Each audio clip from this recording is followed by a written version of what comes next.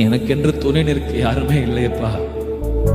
எனக்கு இருந்த சப்போர்ட் எல்லாம் போயிருச்சு ஆண்டவர்.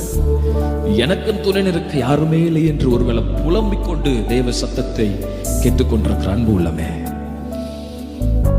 அவர் உனக்கு துணையாயிருப்பார். கிறிஸ்து உங்களுக்கு துணையாயிருப்பார். யாக்கோபு என்னும் பூச்சியே, இஸ்ரவேலின் சிறு கூட்டமே, பயப்படாதே, நான் உனக்கு துணை நிற்கிறேன். நான் உனக்கு துணை நிற்கிறேன். பலவிதமான பயங்களோடு ஒருவேளை அந்த சத்தத்தை கேட்டுக்கொண்டிருக்கிற உங்களுடைய ஆத்மாவை ஒரு விசை கூட கர்த்தர் தைரியப்படுத்த விரும்புகிறார். பயந்து போயிருக்கிறவனுடைய ஆத்மாவை கர்த்தர் தட்டி எழுப்புகிற நேரம் இது. உனக்கு இருக்கிற இந்த பலத்தோடு புறப்பட்டு போ மகனே. நீ பண்ண வேண்டிய பிரயாணம் வெகு தூரமா இருக்கிறது. நானே உனக்கு துணையா இருப்பேன் என்று கர்த்தருடைய தீர்க்க தரிசனமான வார்த்தை சோர்ந்து போயிருக்கிற உன்னுடைய ஆத்மாவை ஒரு விசை கூட இந்த நேரத்தில் கர்த்தர் பலப்படுத்துகிறார்.